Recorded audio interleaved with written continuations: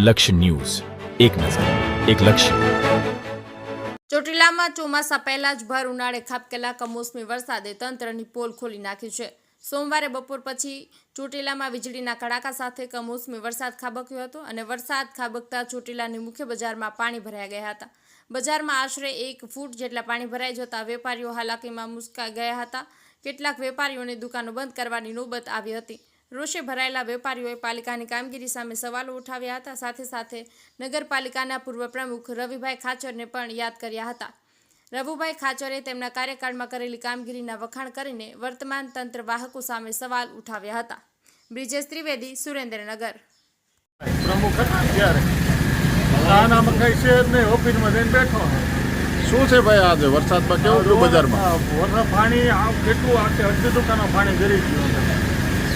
એવો વરસાદ હતો વરસાદ એટલે ધોધમાર વરસના કરા પડ્યા એટલે બજારમાં પાણી ભરાઈ ગયું હતું. આખી એમ મોટા ઉપર આવી ગયું છે.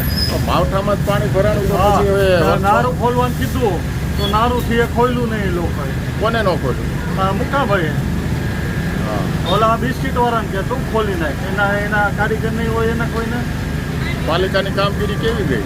કાંઈ નહીં, ના મંજૂર એની હવે આવે જ નહીં. આ વખતે ભાજપની આપણે રવુભાઈ સિવાય કોઈ નથી બેહાડવાનું. રવુભાઈ કોણ હતું? રવુભાઈ શું પ્રમુખ મસ્તીના માણસ. પેલા પ્રમુખ હતા. હા, આ 10 ફોન કરી તો એ આવું ને ઓફિસમાં બેઠા હતા એમને. એવું બજારમાં પાણી ભરાણું? બજારમાં પાણી તો ચોટીલાની જે પરિસ્થિતિ છે વર્ષો વર્ષથી જે હાલી આવે છે એમાં હજી કંઈ ફેરફાર થયો નથી.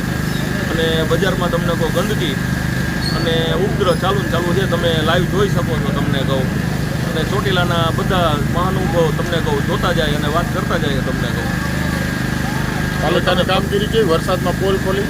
કોની પાલિકાની કામગીરીની પોલ ખોલી વરસાદમાં? વરસાદમાં પાલિકાનો જે રોલ હોવો જોઈએ એ સદંતર નિષ્ફળ છે. તમને કહું અને જે બજારની પરિસ્થિતિ છે એ વેપારી લોકો જે હેરાન થાય છે એ તમે જોઈ શકો છો. તમને કહું માવઠામાં જ પાણી ભરાઈ ગયું હતું દુકાનોમાં?